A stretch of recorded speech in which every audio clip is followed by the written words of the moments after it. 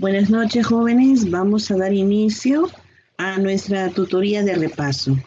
Espero que se encuentren bien. Yo sé que están cansaditos, pero vamos a trabajar de manera puntual nuestra tutoría de repaso. Ya empezamos la grabación. También me gustaría, voy con la pregunta de rigor, jóvenes. ¿Quiénes han leído los materiales que se encuentran en plataforma? Por favor, dígame que alguno de ustedes lo ha leído. Buenas noches, licenciada. Ya estuve revisando el material. Dígame, Nidia, háganos un pequeño esbozo de lo que usted ha podido leer, lo que ha comprendido en cuanto al material que se presenta en plataforma. Licenciada, de todo el material que leí, para serle sincera, me llamó mucho la atención lo que era el audiovisual, y ese lo trato de unir con la última parte. Había otro, si no me equivoco, era la educación personalizada como una herramienta imprescindible. Me pareció bien increíble, la verdad, que aún en la actualidad no tuviéramos un concepto claro de lo que son los derechos humanos. Me pareció increíble que dudáramos de cuáles son los derechos que como personas tenemos, al igual que ver la historia, desde dónde venimos, cómo se ha venido luchando, las dificultades que se han tenido y que aún así, sin embargo, no se ha logrado concretar, digamos, hasta este punto, que todos tengamos los mismos derechos de los que supuestamente ya en la Convención de la ONU se habían firmado. Lamentablemente creo que todo, como lo dice el video, quedó en papel, pero a la hora de ponerlo en práctica estamos muy lejos de eso. Eso le pudiera mencionar por ahora, licenciada. Gracias. Ok, gracias, Nidia. Muy buena el aporte que nos está dando. ¿Alguien más quiera compartir algo de lo que le llamó la atención el material que está dentro de plataforma? Yo, licenciada, solo he visto el video y leí la parte del, ¿cómo se llama? De los artículos de los derechos del niño. Ok. ¿Qué nos puede decir en cuanto a los derechos de los niños? Pues allí decía de que todos los estados parte eran responsables de velar y garantizar los derechos de los niños. Solo hay una parte en el último artículo que no lo entendí muy bien, que es donde dice que no se les debe negar el derecho a la familia aun cuando estos no tengan injerencias con la ley, parece, o políticas. Eso no lo entendía. ¿A qué se refería con injerencias con la ley? O sea, mi interpretación me dice que es a que no tengan problemas con la región o problemas así, como se dice, de delitos. Pero no sé si usted me lo puede explicar eso, por favor.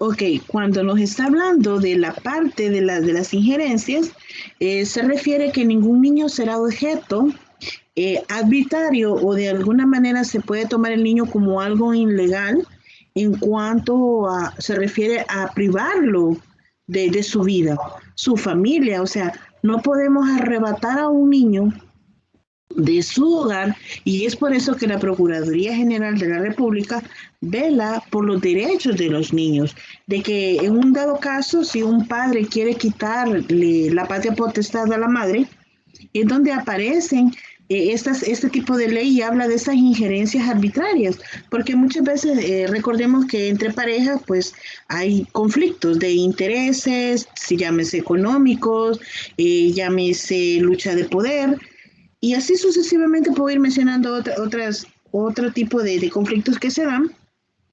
Entonces, en un arrebato de cólera, el hombre o la mujer pueden decidir arrancar al padre o a la madre de que tenga el derecho de estar con ese niño, solo por el simple hecho de que yo no tolero a esta persona.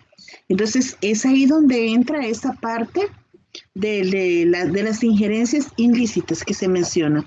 Acuérdense que también existen diferentes tipos de abogados, pues de mañas a mañas, ¿verdad? Entonces manejan la ley como mejor les parezca. Y pues si la persona ha dado pie o tiene algo que le pueda afectar o precedir, automáticamente pues desvinculan al niño de la madre o del padre, y es ahí donde se encuentra la parte de lo que estamos mencionando de las injerencias ilícitas. O sea, no es lícito, no es algo legal. Cuando nosotros quitamos o extraemos a un niño de un hogar, donde puede estar tener los demás derechos de donde es la convivencia, el cuidado, el trato, la salud, la educación. Pero si yo simplemente arrebato un niño de su hogar, solo por que a mí se me dé la gana, o por un capricho, entonces es ahí donde se está violentando de alguna manera esos derechos que tiene el menor. Pero no sé si el Estado sí puede arrebatarle los niños a una familia, pero ¿bajo qué condiciones? El Estado puede quitar un niño de su hogar cuando cuando están siendo vulnerado el menor, el niño o la niña o el adolescente. En este caso, cuando hay negligencia por parte de los padres. Los padres se van, empiezan a vivir su vida de alguna manera y pues no existe una persona que sea responsable del cuidado, de la educación, de la salud de estos niños. Entonces son personitas que se van creando como que fueran animalitos. O sea, van sobreviviendo con lo que encuentran, con lo que hay a su paso. Y es ahí donde se van generando antivalores, porque no hay una persona que en verdad los esté educando. Eso no se puede generalizar porque también hay niños que quedan en abandono, pero no quieren ese tipo de vida y es donde se preparan. Y de alguna manera, pues, buscan el apoyo de alguna persona y pues, en dado caso, hay niños que salen adelante a pesar de las circunstancias en las que se encuentran, pero el Estado arrebata a los niños cuando están siendo víctimas de abuso sexual, de abandono infantil, de maltrato, de explotación. El Estado por ende los quita y estos niños van a parar a las casas que tienen el ISNA o el CONA. Es ahí donde les dan el cuidado y la atención, e igualmente cuando han sido víctimas de trata. Entonces estas niñas o estos niños van a estos albergues donde hay personas especializadas, psicólogos, hay sociólogos, también hay abogados que están intercediendo por estos niños. Mire, y una pregunta más que me quedó una duda. Dígame. De estos artículos, porque son como 3 artículos, bueno, son 3 artículos, dicen los estados parte, pero no sé cuáles son los que, o sea, cuáles estados son los que forman parte de esta, se podría decir, ley de protección a los menores. Vaya, mire, cuando hablamos de los estados parte, recordemos que los derechos del niño son a nivel mundial. Son como 6 países nada más que no han ratificado estos derechos. Entre uno de esos países, y es como una controversia, son los Estados Unidos. Y ahí principalmente está la sede, ahí está fundada la ONU y todas las comisiones que existen en cuanto a derechos, pero Estados Unidos no ha ratificado los derechos. Entonces ahí estamos hablando de todos los estados que reconocen los derechos del niño. Bueno, hay un lugar, se me olvida el nombre, pero casan a las niñas ya de 3, 4, 5 años las están casando. Y eso no debería ser así porque un niño o una niña a esa edad son niños, como la misma palabra lo dice. Entonces, hay países pues que no no han ratificado y violan directamente los derechos humanos, en ese caso los derechos del niño. Pero hay que aclarar que los derechos humanos o los derechos del niño no se cumplen a un 100%. Sería una falacia si yo les digo, jóvenes, sí se cumple. Se trata de que se cumplan a un 80, a un 90%. Aún en nuestro país no se cumplen los derechos del niño en su totalidad. Si no, no existieran niños en la calle.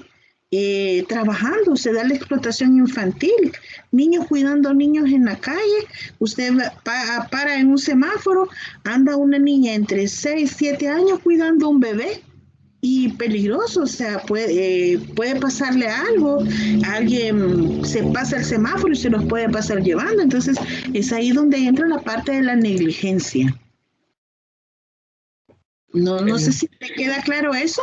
Sí, la verdad, sí. Muchas gracias, licenciado. Ok. ¿Alguien más tiene algún comentario o seguimos avanzando? Bueno, ya nos adentramos en la parte del marco legal de la Declaración de los Derechos Humanos. En la plataforma pues solo se nos presentan 3, pero como sabemos son más derechos los que hay. Acá el documento solo nos menciona la Convención sobre los Derechos de los Niños, pero recordemos que no solo hay derechos, también hay deberes que tienen los niños. Acá en el artículo 2 pues se menciona que los estados partes respetarán los derechos enunciados en la presente Convención de los Niños, pero miren, vamos a hacer una retrospectiva en cuanto a la cronología de los derechos humanos. ¿Sabían ustedes que desde el año 2350 a.C. se dio el Código de Urakahina, que se conoce solo por las referencias incluidas en documentos posteriores y que este consistía en una recopilación de ordenanzas o leyes dictadas por los reyes de Mesopotamia anteriores a Urajina. Luego aparece en el año 2050 el Código Ur-Nammu, que es de Mesopotamia, que es el primer código jurídico escrito que se conoce. Acá, jóvenes, se basaba en un sistema jurídico que establecía jueces especializados, el testimonio bajo juramento y la facultad del juez de ordenar quién era culpable y a quién se le iba a indemnizar de los perjuicios. También, a manera de historia, ¿sabían ustedes que los 10 mandamientos conforman parte de la cronología de los derechos humanos? Estamos hablando del año 2250 a.C. Pues según la tradición judaica, el profeta Moisés recibió esta lista de 10 preceptos directamente de las manos de Dios. Entonces, ¿quién de ustedes sabía que los 10 mandamientos entran en la parte de la historia de la Declaración de los Derechos Humanos? ¿Alguno de ustedes tenía una idea? Dígame, Carlos. Es una consulta, licenciado. Sí, dígame. En cuanto a eso de los derechos humanos con los 10 mandamientos, ¿cómo está asociado? Ok. Bueno, dentro de los derechos humanos, sabemos que uno de los derechos primordiales es el derecho a la vida. ¿Qué nos dice en los 10 mandamientos? No matarás. Ahí se asocia parte de los derechos humanos. También podemos mencionar, ¿qué otro derecho? El derecho, quiero ver, la dignidad humana está implícita dentro de los 10 mandamientos. Es bastante complejo, pues como sabemos, la parte del carácter religioso pues que tiene la Biblia, pero también dentro de esta misma empieza a hablar de la dignidad de la persona humana. Todas las personas están obligadas a amar y seguir todo lo necesario y vinculado con los derechos que cada uno de nosotros tiene. Permítanme.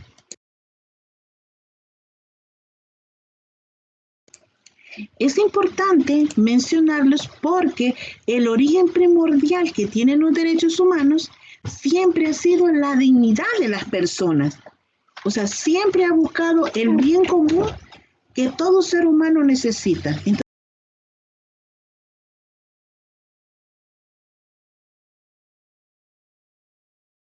que cada uno de nosotros tiene. Entonces es importante esa vinculación y saber un poco más de la historia que precede cada uno de los derechos que se han obtenido a la fecha. También hay que hacer mención que Jesús es uno de los principales proclamadores de la dignidad y de la igualdad de los seres humanos. También se habla de la ley del talión. ¿Quién sabe cuál es la ley del talión? Estamos haciendo un poco de remembranza en cuanto a la historia.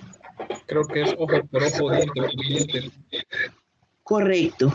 Con respecto a ella tiene que ver la ley del talión.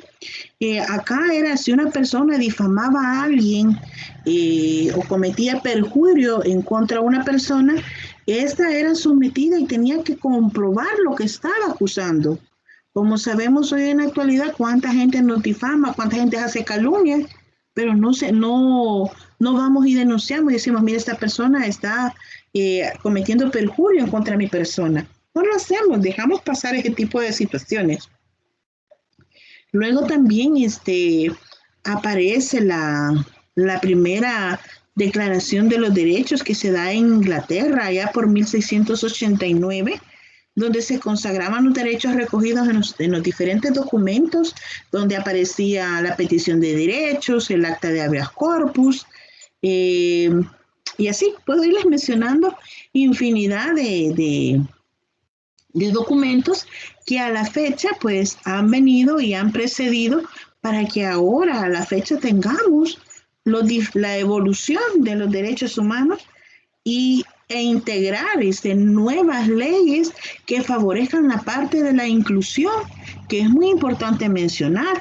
Y recordemos que para que eso se haya dado, tuvieron que pasar diferentes situaciones, entre ellos la Revolución Rusa, la Constitución Mexicana, la Sociedad de las Naciones, la creación de la Organización Internacional del Trabajo, que es la OIT, la abolición de la esclavitud en Afganistán, y de ahí empezaron a aparecer las convenciones de cada una de las que han venido antecediendo hasta el año 1948, donde se da la Declaración Universal de los Derechos Humanos.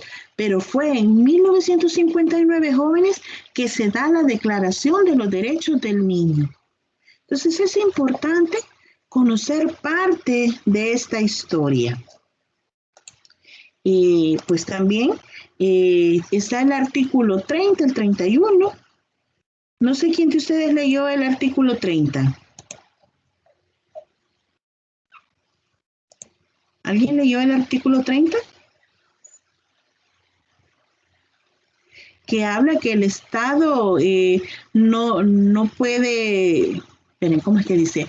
En los estados en que existen minorías étnicas, religiosas o lingüísticas o personas de origen indígena, no se negará a un niño que pertenezca a tales minorías o que sea indígena el derecho que le corresponde en común con los demás miembros de un grupo a tener su propia vida cultural y profesar y practicar su propia religión o emplear su propio idioma. Pero ¿qué sucede en nuestro país? ¿Cuántos pueblos indígenas han desaparecido? ¿Cuánta gente conocemos que todavía hablan un poco de náhuatl?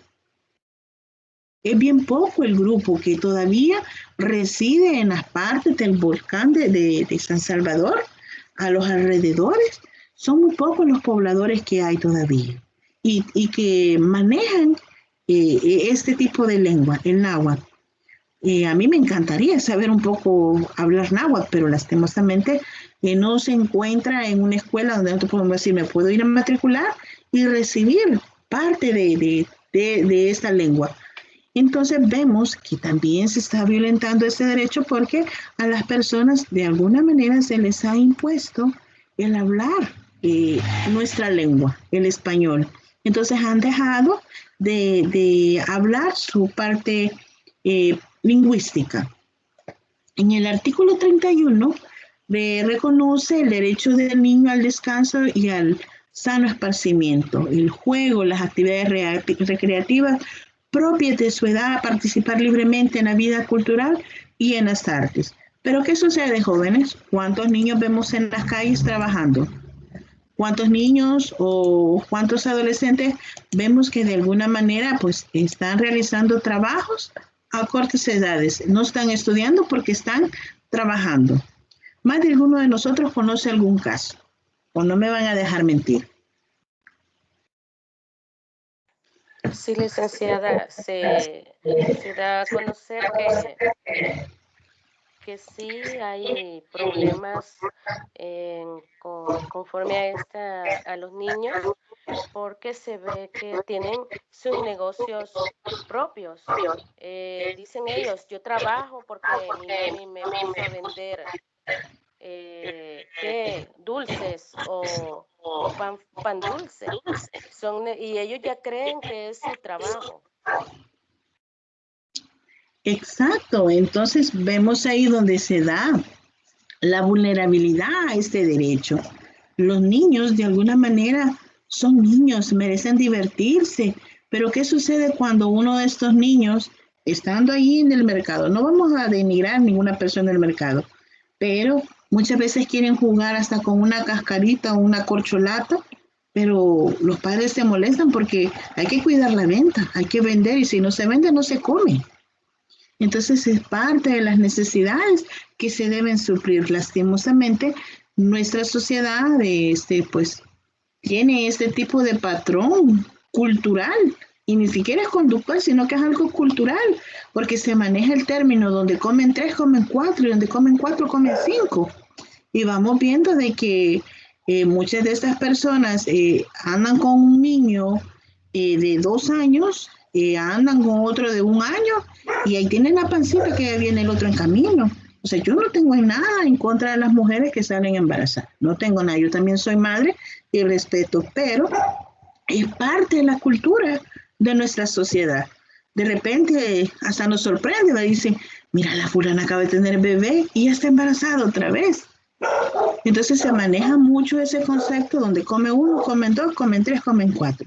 Lastimosamente, pues no prevemos la situación donde hay que prepararnos, hay que educarnos, hay que encontrar otro tipo de condiciones pues que nos permitan avanzar como sociedad, jóvenes. Hacemos las cosas al revés, ¿verdad? Nos dedicamos primero a tener familia, luego casa. Hay quienes primero familia, carro y por último casa.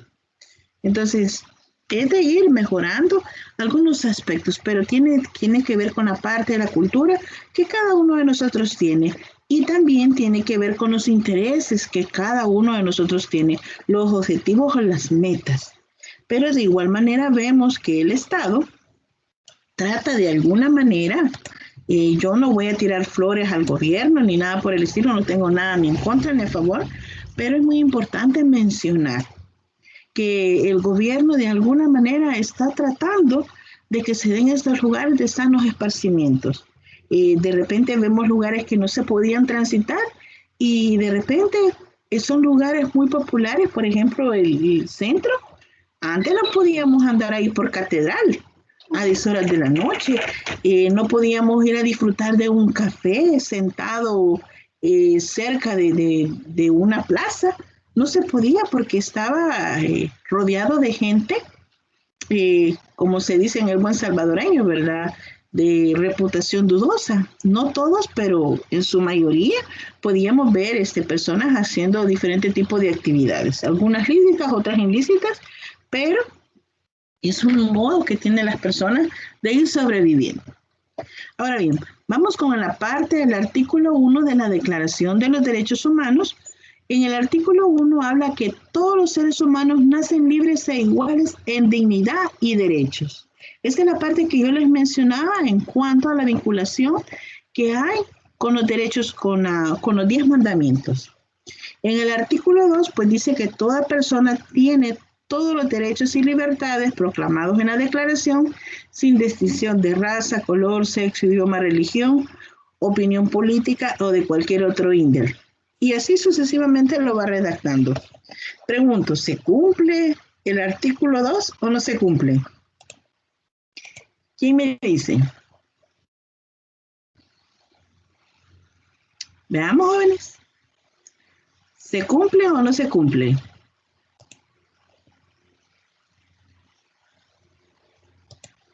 ¿Jóvenes? Puede repetirlo nuevamente. Les preguntaba si se cumple el artículo 2. El que dice... El artículo 2. Sí, donde dice que toda persona tiene todos los derechos de libertades que están implícitos dentro de la declaración, sin distinción de raza, color, sexo, idioma, religión, opinión política, posición económica, etcétera. ¿Se cumple o no se cumple? No, no se cumple. Exacto, no se cumple. Se vulneran de alguna manera estos derechos. Son violentados. Lo peor es que nosotros mismos somos los que vulneramos los derechos. No, ni siquiera es el Estado o el gobierno en sí, sino que nosotros mismos nos encargamos de vulnerar el derecho de otros. Exacto, y es ahí donde nos vemos afectados realmente. Y saben que otro detalle importante es mencionar que muchas veces nos vemos de alguna manera atropellados, por decirlo así, o se nos vulneran nuestros derechos por parte de la desinformación que tenemos. Hay quienes no les interesa saber o conocer sobre los derechos humanos o sobre los derechos que cada uno de nosotros tiene y los dejamos pasar. Y de repente, mire, esto es violencia, esto es maltrato. No, mientras no me quite la vida, no hay problema, dice mucha gente. Entonces, de repente somos discriminados por decir algo. Vale, no nos vayamos muy lejos. Un ejemplo claro, las elecciones políticas. Las elecciones recién pasadas, usted no podía ir de rojo, usted no podía ir de celeste, usted no podía ir de verde, o sea, un color identificado. Si usted iba con un color celeste, por decirlo, y de repente se encontraba gente de la camiseta roja, venían los insultos. ¿Cuántas focas van ahorita que no sé qué? ¿Ve cuánto guerrillero va por ahí? Cuando miraban pasar los tricolores, ahí van los mañosos, devuelvan los robados, aparecían los insultos. Entonces, de alguna manera, entre nosotros mismos, violentamos nuestros derechos. Empezamos a etiquetar o de alguna manera a denigrar a una persona por pertenecer o tener una opinión política diferente a la nuestra. Y eso pues puede pasar hasta dentro de la misma familia, que se generan conflictos porque no tienen la misma ideología política. Y pues es una realidad que a todos nos afecta en algún momento dado. Ahora bien, vamos a hablar también de la diversidad educativa, que es un potencial desconocido. Miren, cuando empezamos a hablar de diversidad educativa, hay que prestar mucha atención a la diversidad, ya que es un conjunto de acciones educativas que en un sentido amplio intentan prevenir y dar respuesta a las necesidades temporales o permanentes que puede tener un alumno dentro del aula o dentro del centro escolar, y entre ellos a los que requieren una actuación específica derivada a factores personales. Como sabemos, nosotros podemos tener una necesidad especial independientemente en el proceso de educación. Esta puede ser a corto o a largo plazo. A corto plazo, de repente me caí, me fracturé mi brazo y eso me genera una atención especial. Entro en la parte de la diversidad que debe de ser atendida en ese momento. O cuántos niños con problemas de audición y lenguaje, muchos de los problemas que presentan o de lo que mencionan los maestros es que tienen niños con problemas para hablar, para pronunciar palabras. Entonces, muchos lo asocian a que los niños tienen déficit de atención. Esa es la etiqueta especial que dan en su mayoría muchos maestros a los niños. cuando el niño no logra captar adecuadamente la lección o no logra decir las tablas como debe ser, entonces asocian de que el niño tiene un déficit de atención. Pero miren, hay que valorar por qué un niño puede tener déficit de atención. Probablemente el niño tenga un problema de escucha, puede que el niño no esté escuchando claramente, o también puede que tenga problemas de vista, que el niño no logre ver adecuadamente el pizarrón y no logre copiar la clase. También existen otros elementos que tienen que ver con el autoestima, que tienen que ver con las diferentes inteligencias que muchos niños tienen, y no solo los niños, también los jóvenes y los adultos, lastimosamente no las sabemos utilizar o desarrollar, y eso se conoce como habilidades blandas que cada uno de nosotros tiene, pero que poco a poco en el proceso de aprendizaje la va desenvolviendo, la va mejorando o la va puliendo. De repente nos damos cuenta que somos muy buenos al momento de exponer, nos volvemos elocuentes, somos muy buenos analizando y así sucesivamente podemos retomar muchas situaciones en cuanto a la diversidad. Entonces, cuando hablamos de una educación para la diversidad, estamos hablando de la manera correcta de planificar y desarrollar lo que es la educación, de cómo enseñar y cómo van a aprender nuestros estudiantes, cómo vamos a cambiar la mentalidad de un estudiante, de un profesor, de una comunidad. Miren, es bien complicado cambiar la actitud del Estado ante las exigencias de la actual sociedad. En los gobiernos anteriores, pues no le apostaban mucho a la educación. ¿Qué está haciendo el gobierno actual? De alguna manera le está apostando a la educación. ¿Qué está haciendo? Está generando un recurso valioso a los niños, a los adolescentes, para que sigan con el proceso de su educación y ya no limitar, sino la palabra sería encoger esa brecha que hay o que ha existido todo este tiempo, donde no tengo computadora, pues ya no puedo seguir estudiando. Permítanme.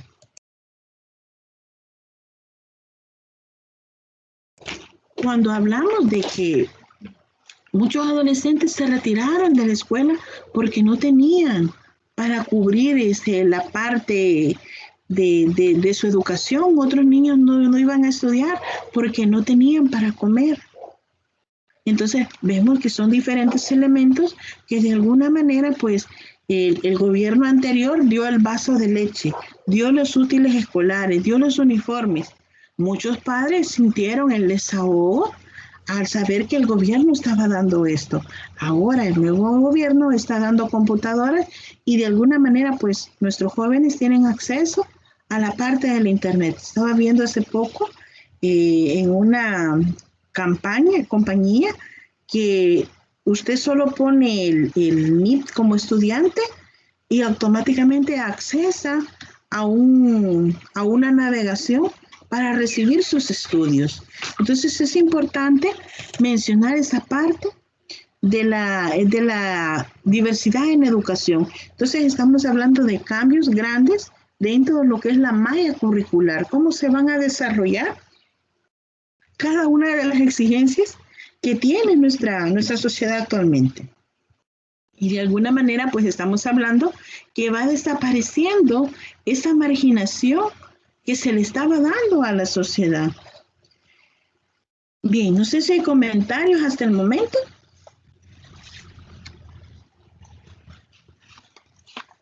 ¿No hay comentarios, jóvenes?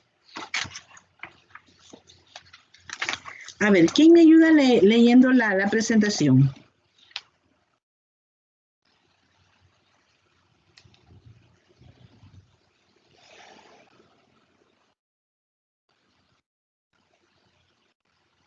Jóvenes. Yo, licenciada. Ok. Dice, la humanidad ha entrado en una nueva fase de su historia con la evolución cada vez más rápida en ciencia y tecnología, para que puedan beneficiarnos de manera emancipatoria, justa y sostenible. es preciso comprender y gestionar las oportunidades y los riesgos. Posibilitarlo debería ser el propósito fundamental de la educación y el aprendizaje en el siglo XXI. La Declaración de Incheon para la Educación en 2030, elaborada en el Foro Mundial sobre la Educación, intenta incluir los cambios educativos en un marco más amplio. La Agenda del Desarrollo Sostenible 2030, entre paréntesis, Organización de las Naciones Unidas, en lugar de llevarse a cabo paralelamente al marco global internacional de desarrollo, como había sucedido con las declaraciones anteriores. Gracias. Bueno, como vemos, han existido diferentes acuerdos, diferentes tratados que han abordado esta parte de la temática. Estamos hablando de afianzar la amplificación y hablar de la parte de la inclusión y la equidad de la calidad de los resultados de los aprendizajes.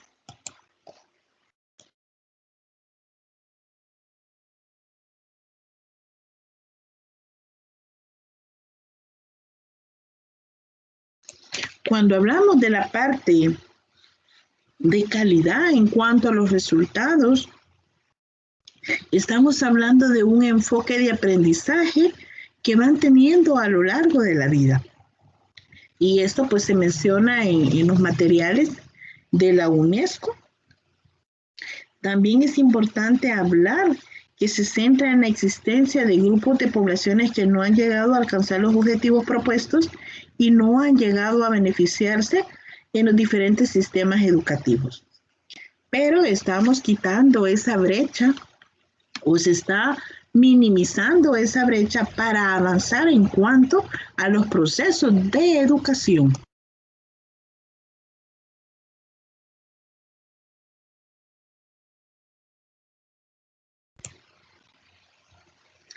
Entonces es importante saber qué nos aportan los avances científicos y tecnológicos, el reconocimiento, el desarrollo del potencial en cuanto a la diversidad educativa. Miren, antes no sabíamos utilizar diferentes programas, ahora sabemos manejar varias plataformas al mismo tiempo. En su caso, ustedes logran manejar la plataforma de Moodle, utilizan el programa de Teams, a quienes han utilizado el Classroom, Google Drive, y así podemos empezar a mencionar una serie de plataformas o programas especiales que han de alguna manera aprendido a manejar y que ya no se les dificulta tanto el proceso. Entonces se está hablando de esos avances tecnológicos que cada uno de nosotros tiene. Y si no, pongamos un ejemplo claro y sencillo. Los teléfonos, ¿cómo han evolucionado los teléfonos? ¿Se recuerdan que antes había uno que parecía ladrillo y teníamos que sacarle la antena, ¿verdad? Y solo las grandes teclas. Luego era solo de abrir, ¿verdad? Luego habían otros que solo se deslizaban, otros que solo se doblaban. Y miren en la actualidad cómo estamos. Ahora hay iPhone, hay Samsung, hay Galaxy, todos táctiles. Hay unos que con la huella los logra desactivar, otros reconocen el patrón de la voz, otros con el logo. O sea, la tecnología ha cambiado y ha mejorado. Y miren, ahora vemos hasta los niños pequeños manejando muy sutilmente la parte de la tecnología y eso les va favoreciendo a cada uno. Entonces es importante mencionar pues cómo la tecnología ha ido evolucionando y nos permite a nosotros avanzar en cuanto a la educación. Si no, miren los chicos que estudian la parte de informática. Permítanme, jóvenes.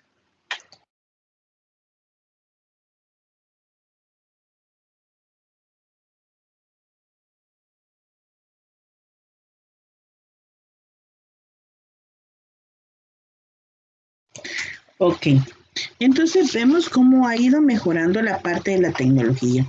También por los enfoques que van abordando la diversidad dentro de los avances científicos. En el material van a encontrar ustedes que habla el repaso de libros y revistas que nos obligaba a ser cautos en cuanto a la novedad y nos advertía de los diferentes cambios tecnológicos que íbamos a utilizar nosotros. Ahora bien, vamos a hablar de la neurociencia educativa. ¿Qué se les viene a la mente cuando decimos neurociencia? Veamos, jóvenes. Bueno, como neurociencia, el proyecto por título Ciencia del Aprendizaje e Investigación sobre el Cerebro.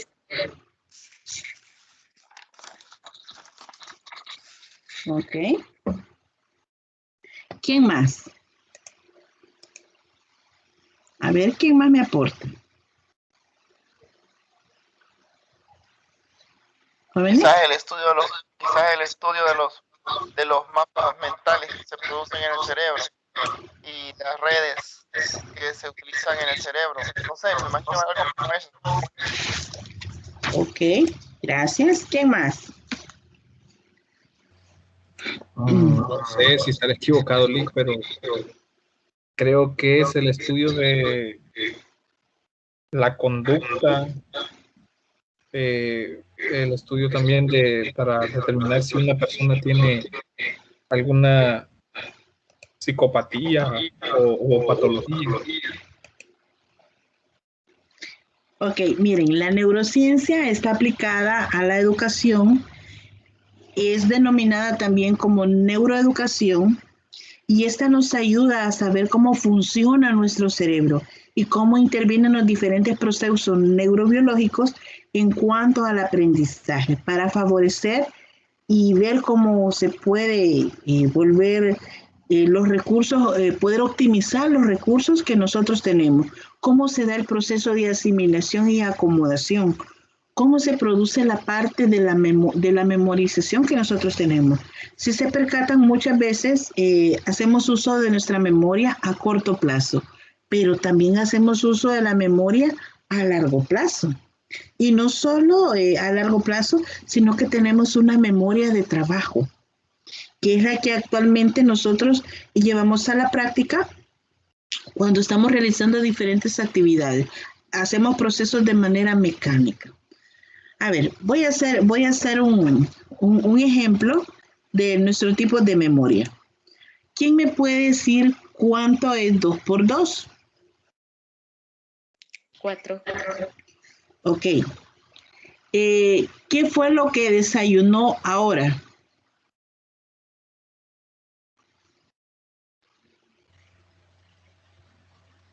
Huevos fritos, frijoles y pan francés. Ok. ¿Qué actividades realizó durante el día en su trabajo? Dar clases, en la primera hora séptimo, en la segunda hora octavo y en la tercera hora segundo año de bachillerato. Ok, gracias. Tarde, pues hacer las planeaciones, calificar las integradoras e ir a traer a mi esposa. Ok. Vean lo que voy a hacer. Memoria a largo plazo fue cuando pregunté las tablas. ¿Hace cuántos años usted se aprendió las tablas? Como en 3er grado. Ok, veamos dónde estamos ahora a nivel de la universidad. Mínimo han pasado más de 15 años. Memoria a largo plazo. Algo que se volvió significativo, en un aprendizaje significativo que se asimiló y se acomodó en nuestro cerebro. Entonces, cuando se nos pregunta algo de hace años y automáticamente evocamos la respuesta, estamos haciendo uso de memoria a largo plazo. Cuando ahí podría variar porque a lo largo de los años hemos venido ocupando las tablas en los diferentes niveles académicos. Ok, a ese punto quiero llegar. Tranquilo, no me corran.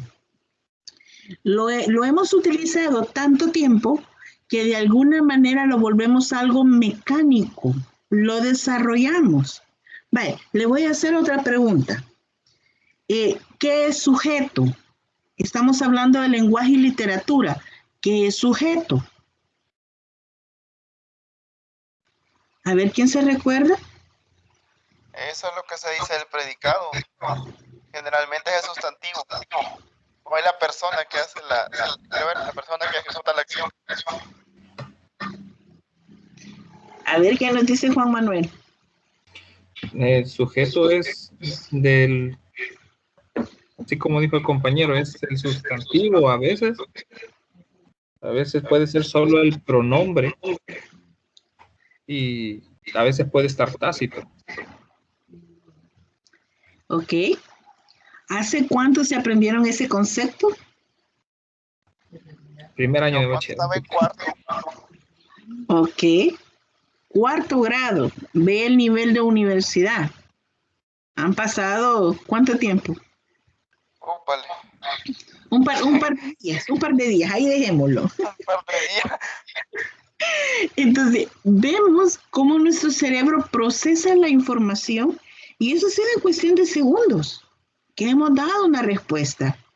Y al mismo tiempo construimos la respuesta.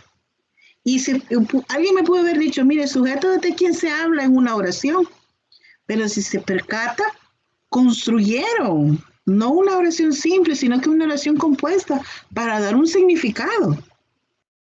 Entonces es así como trabaja de alguna manera nuestro cerebro, cómo asimila, cómo procesa y cómo funciona para sacar información de que hemos tenido guardada por mucho tiempo. Pero no es algo que andamos diciendo, sujeto de la persona que se habla, el predicado es lo que se dice de la persona, o sea, no lo andamos repitiendo constantemente. Entonces, existen tipos de memorias que nosotros utilizamos. Los números se nos vuelven mecánicos, de alguna manera es algo que estamos haciendo constantemente. Pero la memoria a corto plazo fue cuando le pregunté qué es lo que había desayunado. Y se acordó de lo que había desayunado. Ahora bien, la memoria mecánica es aquella que también nosotros utilizamos, o la memoria de trabajo, es aquella que utilizamos todos los días. Debo de dar clases y debo de prepararme, debo de leer.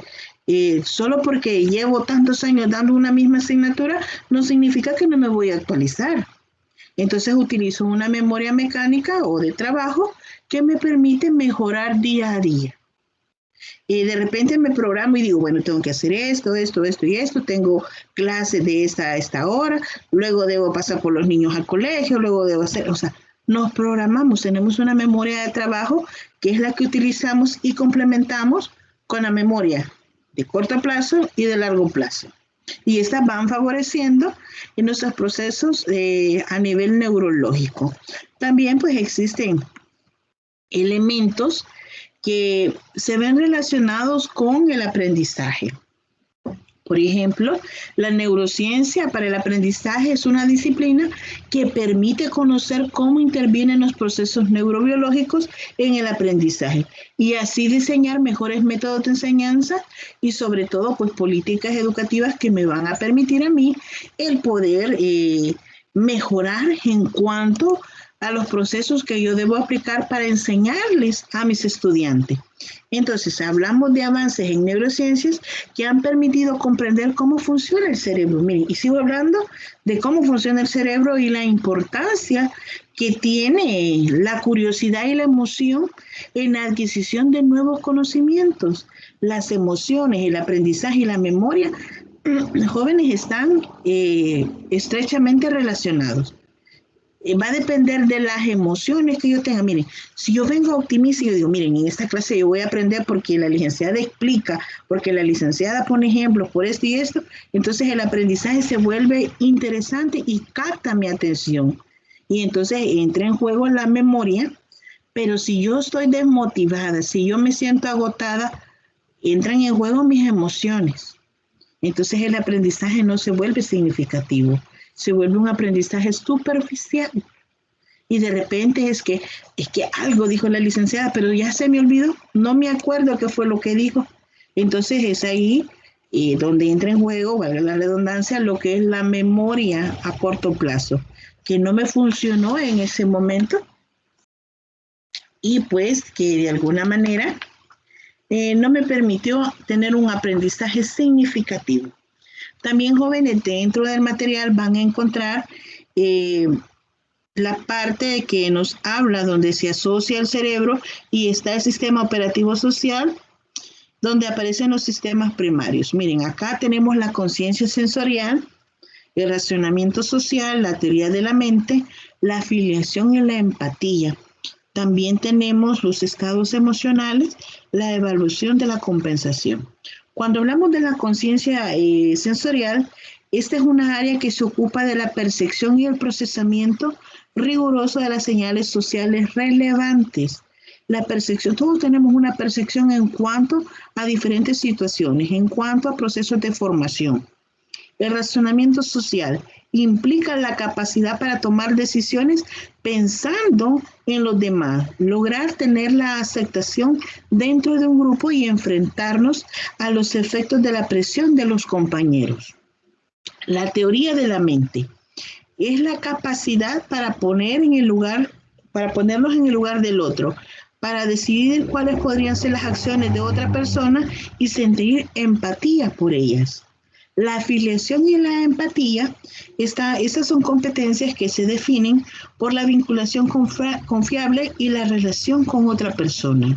Los estados emocionales hacen referencia a la capacidad de manejar los propios estados emocionales e influir intencionalmente en los de las demás personas.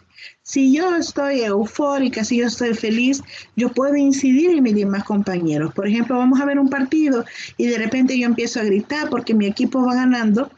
De alguna manera logro incidir en las otras personas y de repente tenemos una euforia colectiva. Y todos gritando y todos abullando al equipo contrario, dándole porras a nuestro equipo. Y vemos cómo es así que vamos generando o influyendo en los estados emocionales de las demás personas. En cuanto a la evolución de la competencia, consiste en el uso adaptativo de la reciprocidad. Y esto pues tiene que ver con la parte de la sensibilidad que va a beneficiar a una relación mutua. Puede ser de compañerismo, puede ser de trabajo y así sucesivamente. No sé si hay dudas o comentarios.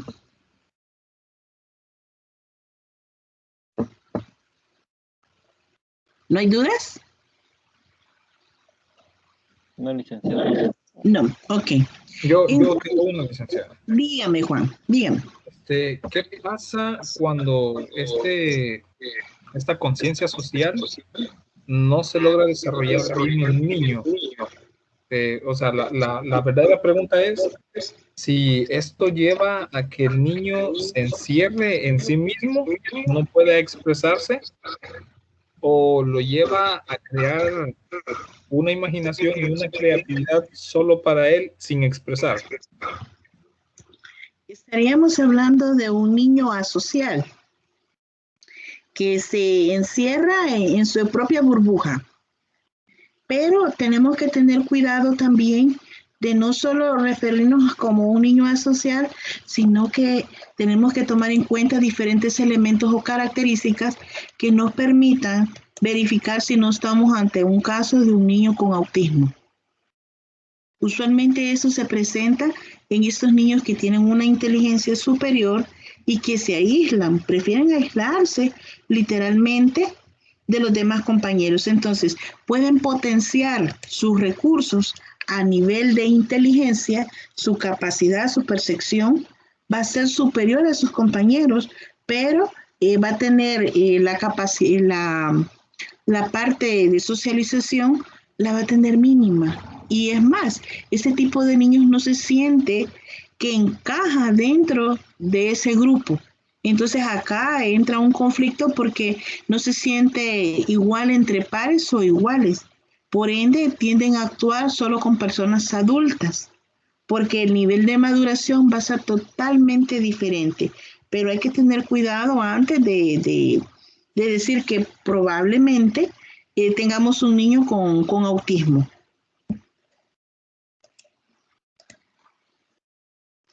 No sé si queda claro. Sí, más o menos, pero y en el caso de que, pues, digamos, nosotros reconocemos que no es un niño con autismo, sino que es totalmente asocial, pero no se deja ayudar, o sea, él rechaza toda ayuda, ¿cómo se podría hacer en ese caso?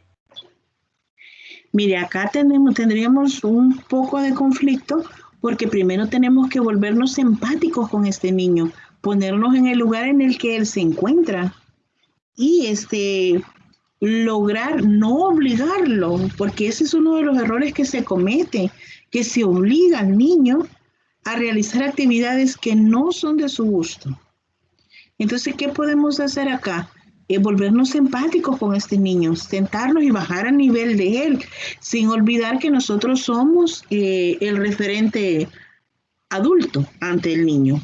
Entonces, es muy importante poner niños un poco mayores para que interactúen un poco con él. Y hay que tener un poco de cuidado, porque si este niño es hipersensible, puede que tenga conductas agresivas y que sea intolerante a la frustración. Y eso sí puede generarnos una trampa y probablemente genere otro tipo de situaciones que haga o que detone que este niño se salga de su esquema o el patrón que él constantemente sigue. Entonces, lo primordial es hablar con este niño, ver por qué no socializa. Existe un detalle que muchas veces como padres nosotros cometemos ese error, que le decimos al niño, no prestes tus cosas, no te lleves con fulano, no te lleves con mengano. Entonces muchos padres suelen hacer eso. No te relaciones con ese niño porque es pleitisto. No le hables a esa niña porque tiene piojo. O esa niña se ve sucia. Entonces muchas veces muchos niños se aíslan de su entorno social por situaciones o prejuicios más que todo de los adultos. Y sabe que si no acata las indicaciones de papá o mamá, al llegar a casa recibe castigo. Entonces hay que tener mucho cuidado en cuanto a eso. Entonces es de explorar un poquito, Juan, en cuanto a las relaciones que este niño puede tener dentro del hogar y ver si no está replicando lo mismo dentro del aula o la parte del entorno escolar. Ok, muchas gracias. Ok. En cuanto al sistema operativo académico, pues como la misma palabra lo dice, estamos hablando de las actividades académicas, los factores que van a interactuar y que van a mitigar toda la parte operacional en cuanto a las relaciones, el proceso de socialización vivido y el estatus social que hay dentro del centro escolar.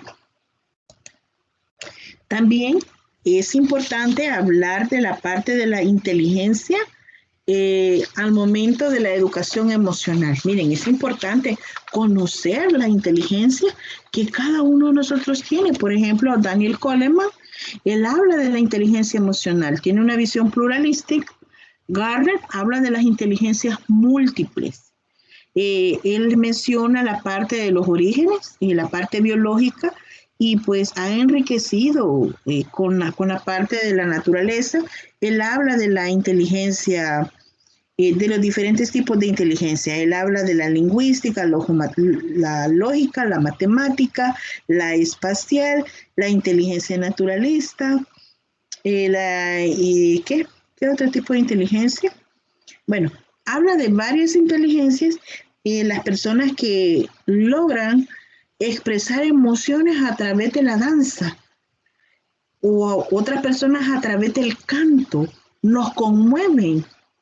Hay personas que cantan coros o alabanzas y de repente hacen que nos estremezcamos nosotros y sin profesar algún tipo de religión, pero también tiene que estar implícito la parte emocional, cómo yo me siento, cómo yo voy a reaccionar. Ahora imagínense, nosotros como maestros andamos deprimidos, cabizbajos, ¿qué creen que vamos a reproducirles a nuestros estudiantes? No va a ser empatía, no va a ser alegría. De repente mis alumnos se van a sentir desmotivados con la clase y van a empezar a sentirse agobiados y desesperados y de repente, ay, me está fallando la luz, me está fallando el internet y se fueron. es importante hablar sobre este tipo de inteligencias. Pues como sabemos, el padre de la inteligencia emocional es Daniel Goleman, quien profundizó y desarrolló la parte de la inteligencia emocional.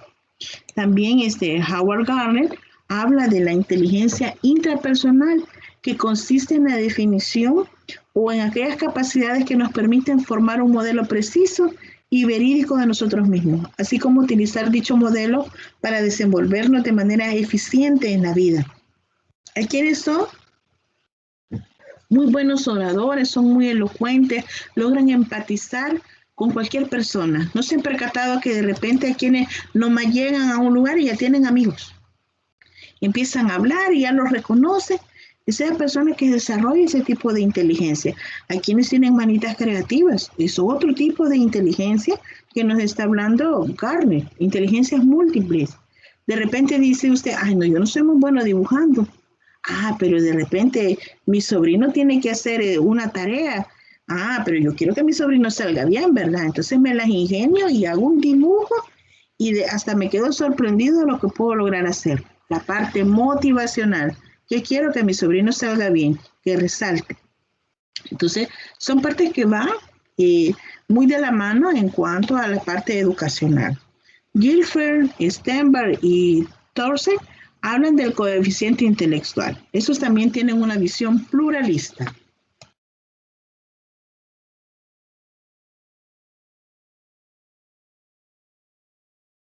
Las aportaciones teóricas que da Goleman han incidido de gran manera en la parte de la educación. Y pues tenemos las inteligencias múltiples, pero estas las vamos a ir desarrollando en la tutoría del día sábado. Vamos a ahondar un poco más en ella. En cuanto a del coeficiente intelectual, miren, muchas veces hablamos de la inteligencia que nosotros podemos tener, pero no debemos obviar que el CI tiene que ver con el nivel de maduración que nosotros tenemos y no necesariamente con el nivel de la edad que nosotros podemos tener. Podemos tener que 20, 22 años, pero el nivel de maduración o el nivel de inteligencia puede ser superior. Hay quienes, casos contrarios, pueden tener 30, 40 años, pero actúan como que fueran adolescentes. Entonces, no tiene que ver la edad con el nivel de maduración que cada uno de nosotros puede obtener. Algunos, pues, muchas veces nos comportamos de diferentes maneras en los diferentes lugares donde nos encontramos, pero eso no tiene que ver con la parte de maduración, sino tiene que ver con la parte de la personalidad que cada uno de nosotros tiene. Las nuevas inteligencias y los nuevos aprendizajes, pues como bien nos dice la palabra, tienen que ver de alguna forma, como lo mencionan Lucas y Clacton, los autores que trabajan, ellos hablan y presentan la inteligencia como un conjunto armónico y complejo de distintas componentes. Acá habla sobre la aplicación, sobre todo de la teoría de Gardner. En algunas escuelas se inclina más por la de Costa y Kylie, que han dividido la inteligencia en lo que ellos llaman hábitos de la mente. Se vuelven ser perseverantes, gestionar la impulsividad, escuchar con comprensión y empatía, pensar de una forma flexible, pensar sobre el pensamiento, acá estamos hablando de la metacognición, esforzarse por ser preciso, aplicar conocimientos a nuevas situaciones y pensar y comunicarse con precisión. Pero también estamos hablando de recoger datos con los diferentes sentidos, crear, imaginar, innovar, responder con admiración y asombro ante diferentes situaciones que se nos van presentando. Pueden ser complejas o pueden ser mínimas, pero igual van generando la parte de nuevos aprendizajes y pues poco a poco esos se van enriqueciendo. Ahora bien, voy a entrar a la parte de la guía de la realización del artículo. Alguien escribió y tenía dudas en cuanto a esto. Permítanme. Quiero ver. Ok. La guía, esta nos va a ayudar, usualmente pues iba a ser un examen, pero coordinación tomó a bien realizar una actividad. ¿Qué van a hacer aquí ustedes, jóvenes? Van a retomar parte de la información de la unidad 1 o de la unidad 2 y van a formar un contenido, van a formar un artículo. En la unidad 1 hablamos de la introducción del enfoque de la educación para la diversidad, el dilema de las diferencias en la inclusión educativa, luego hablamos de problemas de aprendizaje, la diversidad en el aula. Fueron 4 temas. Ahora en la unidad 2 pues aparecen los temas que tenemos: la igualdad en la diversidad, el concepto de derecho, marco legal, expresiones de la diversidad y la equidad, el trato equitativo de los estudiantes y así sucesivamente. Entonces, ¿qué vamos a hacer? Vamos a leer previamente unidad 1 y 2 y cada estudiante realizará un artículo académico. Van a realizar un escrito de 5 a 8 páginas. Acá, aparte de esta página, tienen que poner la carátula. El tamaño de la letra va a ser Arial, tamaño 12, espacio 1.5, ahí están los tipos de márgenes, que es de 3 centímetros izquierda, de 2.5 superior e inferior. La estructura del artículo será la siguiente. Vamos a realizar el título del artículo, debe ser creativo y sintético. Asociado con el tema seleccionado, el título tiene que ser llamativo y crear deseo de leer el contenido. Este debe presentar las palabras clave del tema a desarrollar. Luego vamos a realizar una introducción del artículo. En este punto pues van a desarrollar lo que va a tratar la temática. Una breve descripción, haciendo una contextualización jóvenes del fenómeno estudiado, describiendo con claridad y dejando sentada la base del documento escrito. El desarrollo de la exposición de los motivos o nudo del artículo, desarrollar argumentos académicos necesarios para sustentar el fenómeno realizando las citas bibliográficas según las normas JAPA, identificando la reflexión utilizando el artículo con argumentos coherentes del fenómeno estudiado. Conclusiones y valoraciones finales. Realizar una recapitulación breve sobre lo planteado en las secciones anteriores, presentando valoraciones y concluyendo con aproximaciones al fenómeno del cual se está escribiendo. Hay una nota y donde dice que la redacción del artículo tiene que tener presentación coherente en las oraciones bien construidas, orden lógico de los párrafos, uso de los nexos de manera eficiente y uso del lenguaje técnico científico al nivel académico de la licenciatura. Para esto, jóvenes, también aparece la parte de la rúbrica, que es muy importante que tomen en cuenta. Muchas veces no leen las rúbricas y pues eso preocupa un poco. Cada uno de ustedes podrá realizar citas que estime pertinentes y deberían estar fundamentadas. No se permite el plagio, de manera que quien coloque citas sin su respectiva referencia bibliográfica se va a tomar como un plagio y automáticamente la nota es de 0. La presente actividad es de carácter individual y tiene una ponderación del 25% de su nota final para aprobar la asignatura. Recuerde tomar en cuenta la rúbrica, ustedes ahí la van a ver, cada una de ellas, y esta la van a entregar el domingo 25 de abril del año 2021 y tienen hasta las 11:59 en plataforma para subir la tarea. No sé si hay dudas o comentarios en cuanto a esta actividad, y si no, paso a la siguiente. Yo, licenciada, una Dígame. pregunta. ¿Se van a tomar solo los libros que nos dieron o solo materiales que nos dieron, o también podemos tomar citas de otros? Pueden tomar citas de otros, pero deben citarlo en el documento, valga la redundancia. Si usted lo retomó de algún lugar, me lo puede poner como pie de página y citar, retomado de tal parte, porque si no, se va a tomar como plagio. Así que si ustedes buscan apoyo en otro material, por favor, al momento de ponerlo, pongan ahí en la bibliografía que lo han retomado. Y el artículo será elaborado solo de los 4 temas que hemos visto. Los 4 de la unidad anterior y los de que estamos viendo ahorita. O sea, entre las 2 unidades ustedes pueden escoger la temática a abordar. O sea que solo una podemos escoger de todos, no podemos plantear las 4.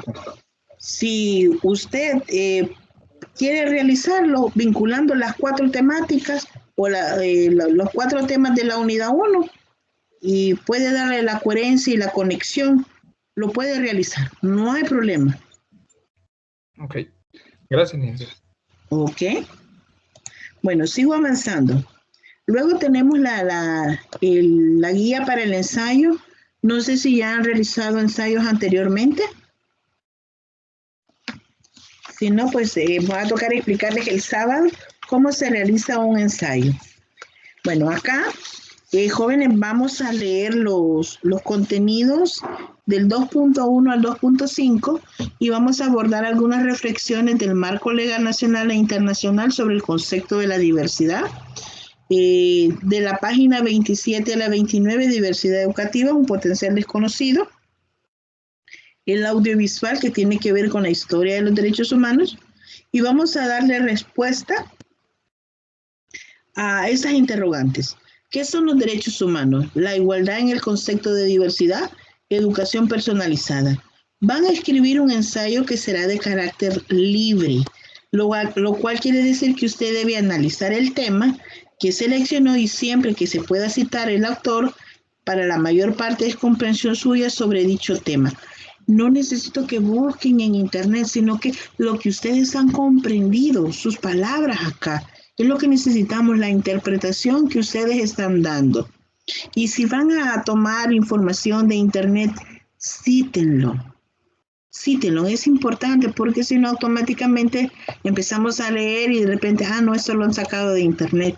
Y hay quienes copian y pegan, valga la redundancia, y aparece para mayor información continuar en tal página. Entonces hay que tener un poco de cuidado al momento de hacer copy-paste. También es importante destacar las partes del ensayo. También hay que ampliar los conocimientos sobre cómo elaborar una introducción, desarrollo y conclusión, y preste atención a los diferentes apartados. En la parte de la introducción se explica de qué trata el trabajo. En la introducción es importante porque tiene la función de poner en contexto al lector lo que está estudiando, lo que va a ver dentro del ensayo. También es importante el desarrollo. En la parte del desarrollo, pues, este apartado se describe el análisis del tema que se ha seleccionado. Ojo con esto, jóvenes. Muchos cometen el error de hacer una introducción antes del documento, del propio ensayo, pero el ensayo en sí, usted empieza a escribir las primeras líneas, corresponden a la introducción. Luego viene el desarrollo. Puede decirse que los primeros 2 bloques, 2 párrafos pueden ser mi introducción. De ahí hacia abajo todo el desarrollo. Y los 2 últimos párrafos pueden ser la conclusión de mi ensayo. Entonces no es necesario poner introducción y luego volver a poner otra introducción, luego ponen desarrollo y luego ponen conclusión. Los ensayos van de corrido. Se inicia con un tema en particular, pueden poner una cita y luego desarrollar el tema en sí, pero no es necesario que pongan introducción. Luego ponen los 2 párrafos y luego ponen desarrollo. No lleva subtemas el ensayo, sino que va de corrido. Así que tomen nota de eso, jóvenes. Ese se va a entregar el 14 de mayo. Tiene una ponderación del 15%. Y pues va a estar habilitado hasta las 11:55 del 14 de mayo. No sé si hay dudas o comentarios al respecto. Yo, licenciada. Dígame. Una cosa. ¿Cuántas páginas debe contener el ensayo más o menos? Mire, el ensayo puede tener de 3 a 4 páginas. Esto llevaría aparte lo que es la carátula, llevaría aparte donde va la bibliografía. Serían, incluyendo esas 2 páginas más, serían 5 páginas. Pero si usted me dice, mire, Lick, yo me emocioné y escribí 4 páginas del ensayo, está bien. Agregue siempre la carátula y la parte de la bibliografía.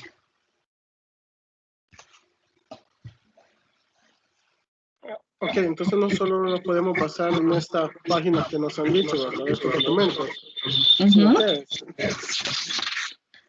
Si ustedes utilizan otro documento, por favor cítenlo. Cítenlo, eso es lo importante. Citar para que no se diga que ha sido plagio o solamente han hecho una copia y pega de internet. Y es importante también que hagan parte de su interpretación y que digan, ¿verdad? Ahí expresen lo que han comprendido. Es muy importante. No sé si hay más dudas o hay comentarios, jóvenes. Si no, estaríamos finalizando acá nuestra tutoría de repaso y nos estaríamos viendo el día sábado en nuestro respectivo horario de 10 a 12. Solo una pregunta más. Dígame. ¿Hay algún tipo de carátula específica o puede ser como nosotros la podamos hacer?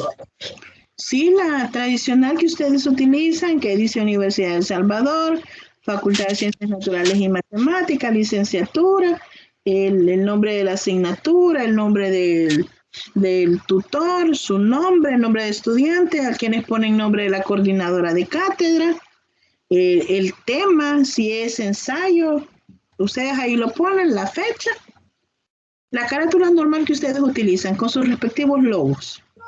Ok. Gracias, licenciada. Bueno, entonces, jóvenes, si no hay comentarios, si no hay más dudas, pues estaríamos finalizando acá nuestra tutoría de repaso. El formato del archivo sería PDF. Sí, correcto, en PDF, porque si no, se nos puede desconfigurar.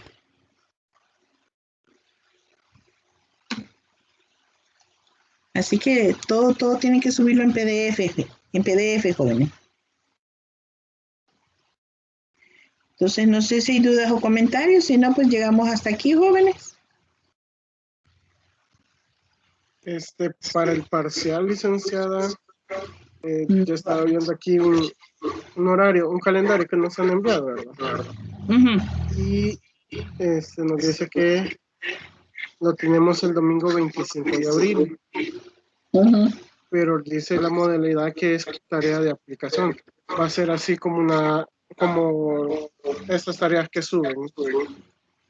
Sí, Carlos, es lo que expliqué anteriormente. La actividad del artículo académico que van a subir. Ese sería en reposición, ya no sería parcial, sino que sería el desarrollo de este artículo académico que ustedes van a presentar, que es de 5 a 8 páginas. Ok. Ese es el que va en sustitución del parcial. Igual, si tienen dudas, pues me las hacen saber, yo con gusto se las respondo en plataforma. También mencionar que en misma plataforma están las guías, ustedes las pueden bajar para ver lo que se les está evaluando.